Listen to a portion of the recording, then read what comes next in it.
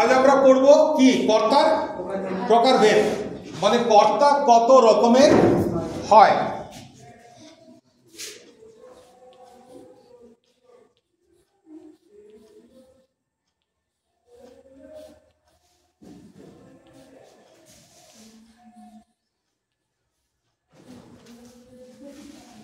এখানে কর্তা কে আছে? এখানে কর্তা আছে রাম। এই কর্তাটা কি রকমের কর্তা? এটা কোন বাচ্চা আছে? রাম ভাত খায় কোন বাচ্চা আছে? অ্যাক্টিভ ভয়েস না প্যাসিভ ভয়েস? অ্যাক্টিভ ভয়েস মানে কর্তৃবাচ্য।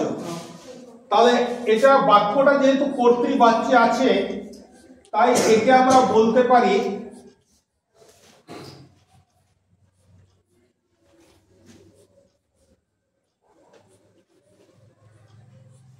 কর্তৃবাচ্যের কর্তা। বাক্যটা কর্তৃবাচ্যে আছে, তাই আমি একে বলতে পারি কর্তৃবাচ্যের কর্তা। এখন কর্তৃবাচ্যের কর্তাকে আরেকটা নামে ডাকা হয়, সেই নামটা হচ্ছে উক্ত কর্তা।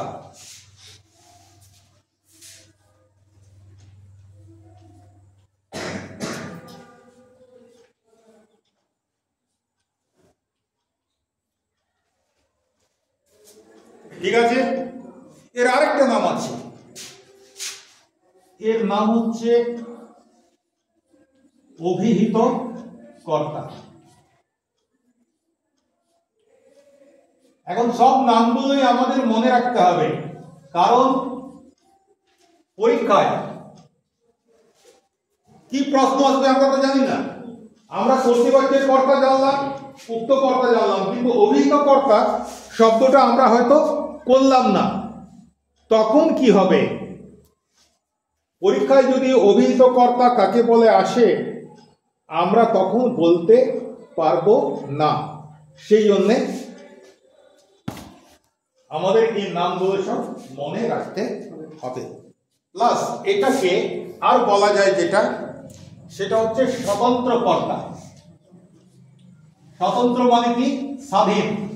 ঠিক আছে, দেখবে আমরা যে স্বাধীনতা দিবস পালন করি, সেটা হিন্দিতে যখন টেলিভিশনে বা রেডিওতে শোনো, তখন কি বলে? স্বতন্ত্রতা দিবস। স্বাধীনতা আর স্বতন্ত্রতা সমার্থক। স্বতন্ত্র মানে স্বাধীন, তাহলে এইটা হচ্ছে স্বতন্ত্র কর্তা। তাহলে একই জিনিস, একটা কর্তাকে চারটে নামে ডাকতে পারি।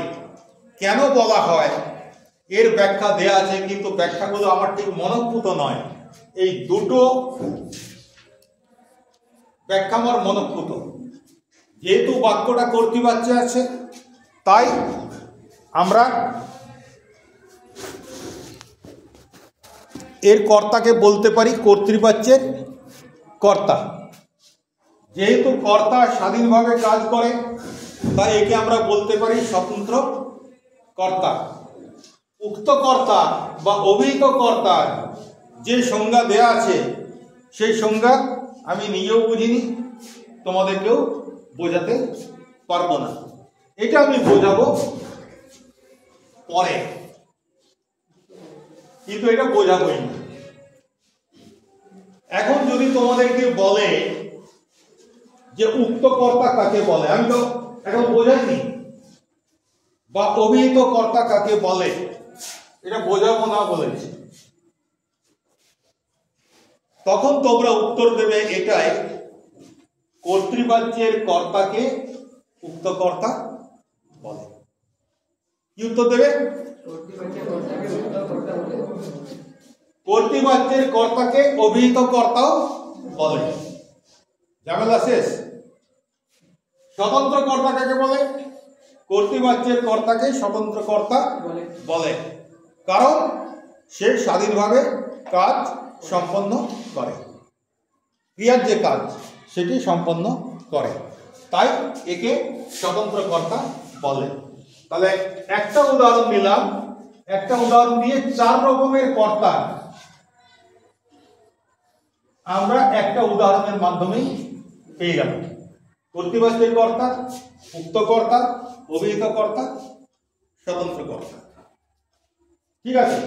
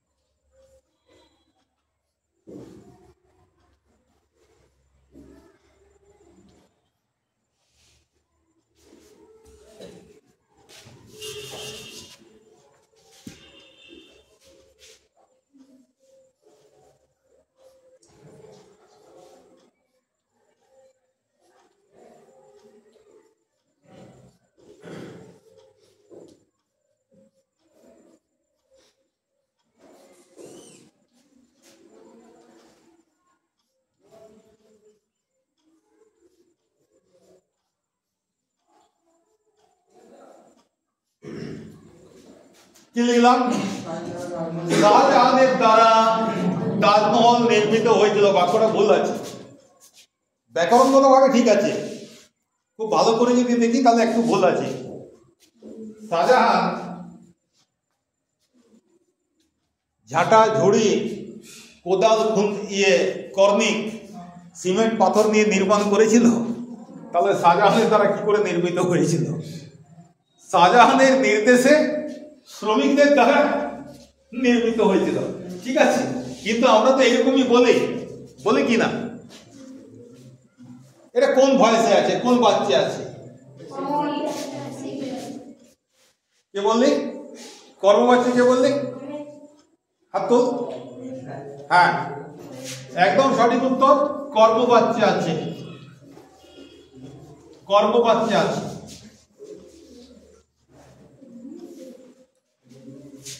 মানে প্যাসিভ ভয়েসে।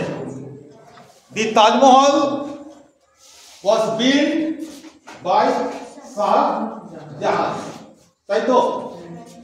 মানে আমি দেখছি কর্মবাচ্য চাইতে প্যাসিভ ভয়েসটা তোমাদের কাছে সহজ মনে হয়। হতে পারে ক্লাস 8 থেকে করে আসছো, আর এটা ক্লাস 10 এসে প্রথম পাচ্ছ। ঠিক আছে, ভাষার নিয়মটাই এটা। একটা ভাষা শিখতে গিয়ে তুমি যদি আরেকটা ভাষার সঙ্গে একে সম্পর্কিত করতে পারো তাহলে খুব দ্রুত শিখে যাবে। তাহলে ঘটনাটা কি? তাজমহলের নির্মাণ হয়েছিল, কর্তা কে করেছিল? শাহজাহান।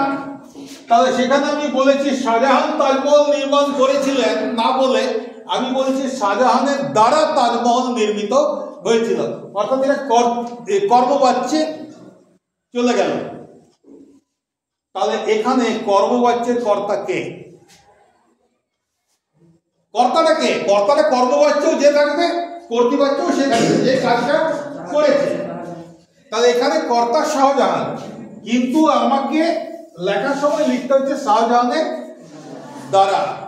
রামেণ রাবণ হত, রামের দ্বারা রাবণ নিহত হয়েছিলেন। রামেণ তৃতীয় বিভক্তি, মানে করণকারকের বিভক্তি, সেটাই আমাদের বাংলায় দ্বারা অনুসর্গ দিয়ে আমরা বোঝাই। তাহলে শাহজাহানের দ্বারা এটা হচ্ছে কর্মবাচ্যের কর্তা। এই কর্মবাচ্যের কর্তাকে বলা হয় অনুক্ত কর্তা।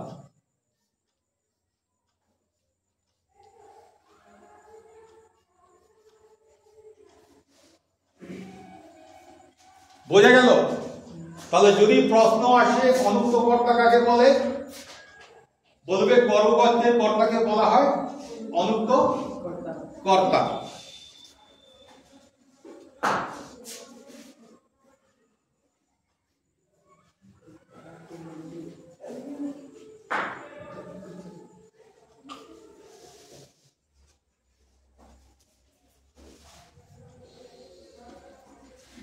বলো কি লিখলাম? কাজটা কি?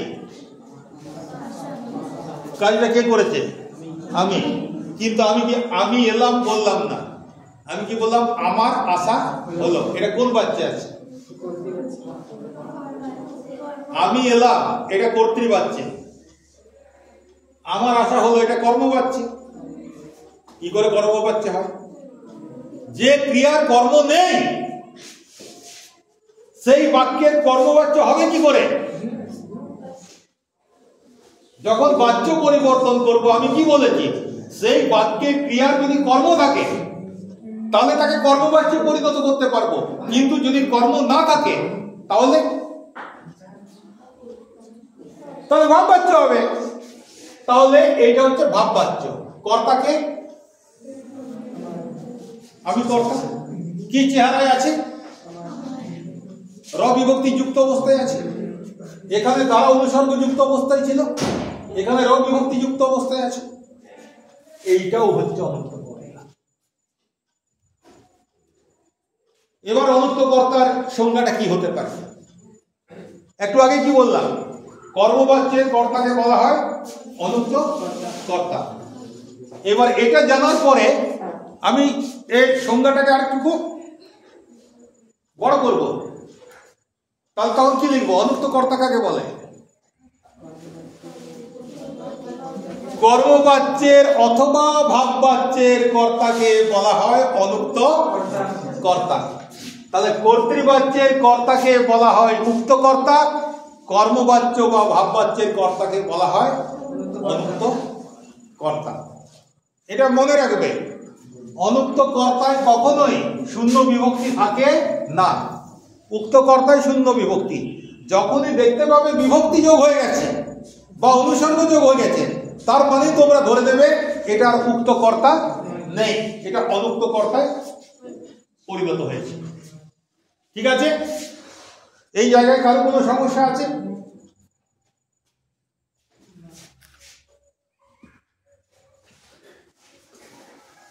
এরপর একসাথে দুটো করব।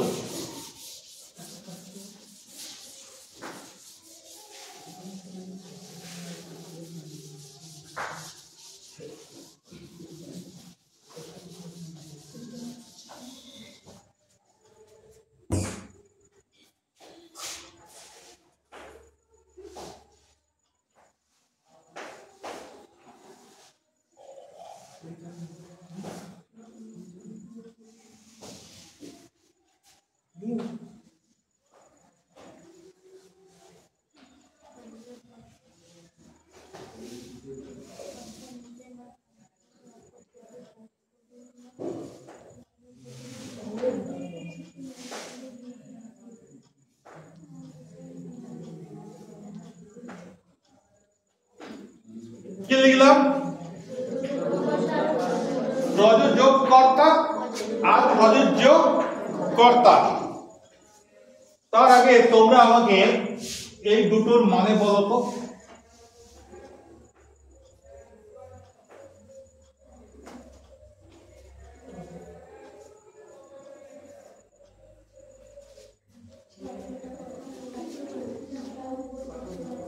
প্রযোজকের সঙ্গে মিল আছে পাঠক শব্দটা, প্রযোজ্যর সঙ্গে মিল আছে পাঠ্য শব্দটা।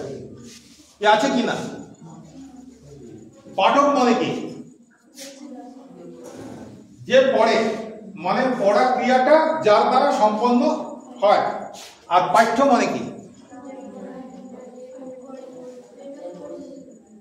তোদের টেক্সট বইকে বাংলায় কি বলে?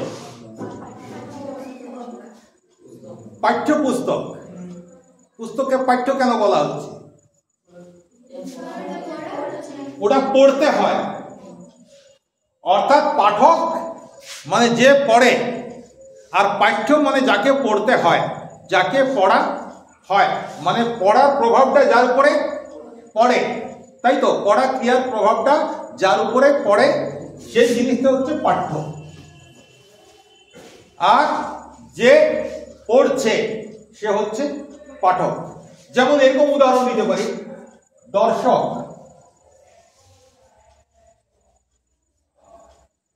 দৃশ্য। এটা তো সহজ তোমাদের কাছে। মূল ক্রিয়াটা কি? দর্শন মানে দেখা। তাহলে যে দর্শন করে সে হচ্ছে দর্শক। আর দৃশ্য কি? দর্শক যাকে দেখছে, যেটাকে দেখছে সেটাই হচ্ছে দৃশ্য। মানে এ হচ্ছে সক্রিয়, কি বলা যেতে পারে, আর এ হচ্ছে নিষ্ক্রিয়, তাই তো? এবার আমি এই জিনিসটা যদি তোমরা বুঝে থাকো তাহলে এবার এটা বুঝতে পারবে, যে প্রযোজনা করছেন মানে করছে, যে প্রযোজনা করছে সে হচ্ছে প্রযোজক কর্তা, আর যার উপরে প্রযোজনাটা করা হচ্ছে সে হচ্ছে প্রযোজ্য কর্তা। এইবারে যদি তোমরা বলো যে স্যার প্রযোজনা মানে কি, তাহলে তো আমি মুশকিলে পড়ে যাব, ডিকশনারি দেখতে হবে কি ঠিক কিনা। প্র, যুজ, অনট যুক্ত আ এইসব করে উৎপত্তি ভেঙে আমাকে বোঝাতে হবে। আমি ওই ঝামেলার মধ্যেই যাব। প্রযোজনা মানে কোনো কিছু করার প্রেরণা, প্রযোজনা মানে কোনো কিছু করার প্রেরণা। আমরা যেটা করি, তোমাদের সম্প্রতি বার্ষিক ক্রীড়া প্রতিযোগিতা হয়ে গেল, 75 মিটার দৌড়ে আমরা সবাই নেমেছিলাম, সবাই পার্টিসিপেট করেছি, সবাই অংশগ্রহণ করেছি, করিনি। কিন্তু ধরো যে 15 জন বা 20 জন অংশগ্রহণ করেছিল, তারা যখন স্টার্টিং পয়েন্ট থেকে দৌড়াচ্ছে, আমরা কি করছিলাম তখন? আরে আরেকটু দৌড়ে, আরেকটু দৌড়ে, আরেকটু আরেকটু আরেকটু আরেকটু, আরে আরে একটু দৌড়, কি এরকম করছিলাম কি না? দৌড়ছে তো সে, তাকে প্রেরণা দিচ্ছি আমরা, তাহলে আমরা তখন হয়ে যাচ্ছি প্রযোজক আর ও হয়ে যাচ্ছে প্রযোজ্য। মানে আমাদের প্রেরণাটা যার উপরে পড়ছে, আমরা কেন চিৎকার করছি, আমরা কারো নাম ধরে চিৎকার করছি, আমাদের এই চিৎকারটা শুনে সে আরো উজ্জীবিত হবে, কি হবে কিনা, উৎসাহিত হবে, সে আরো জোরে দৌড়ানোর চেষ্টা করবে। তাহলে আমাদের চিৎকারের ফলটা ওর উপরে পড়ছে, যার ফলে কি হচ্ছে, ও আরো জোরে দৌড়ানোর চেষ্টা করছে। আমরা হলাম প্রযোজক, আমরা তাকে প্রেরণা দিচ্ছি, আর প্রেরণাটা তার উপর পড়ছে, তার ফলে সে কাজটা আরেকটু ভালোভাবে করছে, তার জন্যে সে হচ্ছে প্রযোজক। এটা বাস্তব উদাহরণ থেকে বললাম। ব্যাকরণের ক্ষেত্রে সামান্য একটু তফাৎ আছে। একটা কাজ করা হবে, সেই কাজটা কেউ যদি কাউকে দিয়ে করায়, কাজটা কেউ যদি কাউকে দিয়ে করায়, সরকার পড়াচ্ছে তোমাদেরকে, তাই তো? সরকার পড়াচ্ছে তো, তো সরকার কি কোনো লোক নাকি? ওটা একটা ধারণা, একটা সিস্টেম। সরকার কাদেরকে দিয়ে পড়াচ্ছে? আমাদেরকে দিয়ে। তা সরকার তোমাদেরকে পড়াচ্ছে আমাদের মাধ্যমে, পড়া কাজটা তোমরা করছো, আমরা শুধু তোমাদেরকে সহায়তা করছি, প্রেরণা দিচ্ছি। আমরা প্রযোজক, তোমরা প্রযোজ্য, ঠিক আছে? যদি আবার উল্টে বলি, সরকার প্রযোজক, আমরা তখন প্রযোজ্য, ঠিক আছে? এবারে দেখো একটা সহজ উদাহরণ দিই। আমি প্রথমেই তোমাদেরকে একটু কঠিন করে দিলাম, যাতে তোমরা কঠিন থেকে সহজে নেমে একটু হাত ছেড়ে বাঁচো এবং খুব সহজে বুঝতে পারো।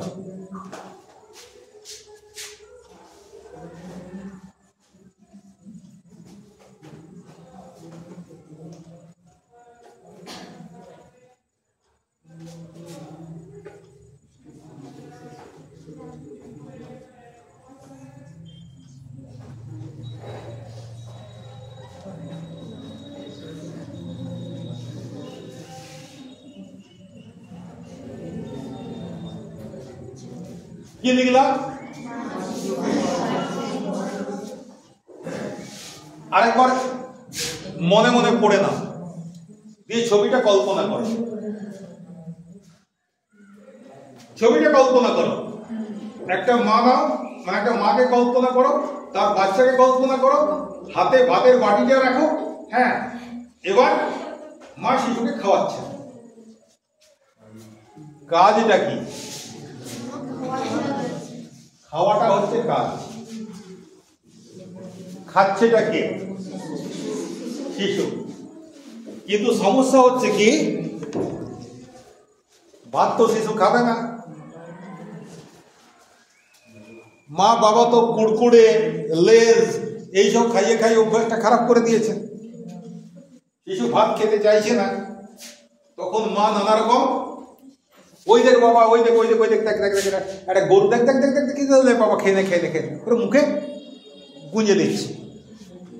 তারপর এখন আবার নতুন সিস্টেম হয়েছে, এখন গরু ছাগল নয়, মোবাইলে একটা কার্টুন চালিয়ে দিল, এই দেখ দেখ বাবা কি সুন্দর, ছোটা ভীম ছোটা ভীম ছোটা ভীম। ছেলে ছোটা ভীম দেখছে, মুখে পুরে দিচ্ছে, ছেলের ভবিষ্যৎ বরবাদ হচ্ছে মোবাইল দেখে।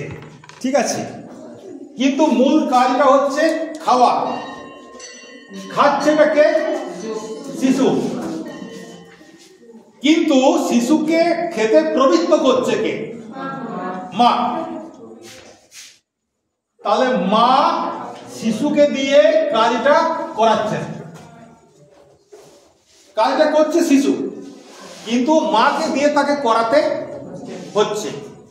তাহলে এখানে মা করাচ্ছেন তো, মানে মা প্রযোজক, মা প্রেরণা দিচ্ছেন, তাই মা হয়ে গেল প্রযোজক কর্তা। আর মায়ের প্রযোজনায় কে খাচ্ছে?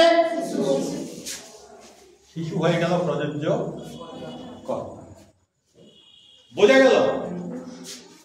আরেকটা উদাহরণ দিয়ে দিই, তাহলে তোমাদের পক্ষে সহজ হবে।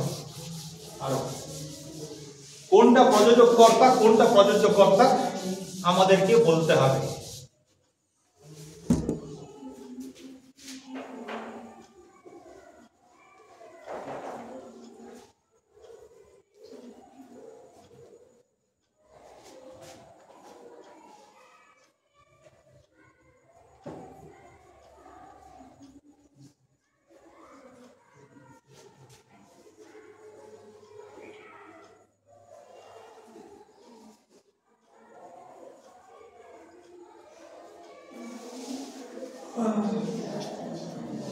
কর্তা আছে,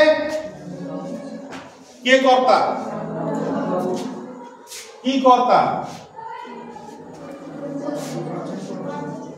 স্বতন্ত্র কর্তা।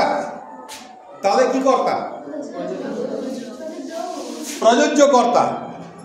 হ্যাঁ, প্রযোজ্য কর্তা।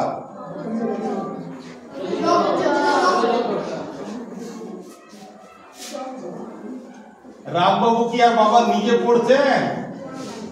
তাহলে উনি প্রযোজ্য হয় কি করে? উনি প্রযোজক কর্তা। আর কর্তা আছে ছাত্ররা, তাই তো? এই কর্তা কি কর্তা হবে?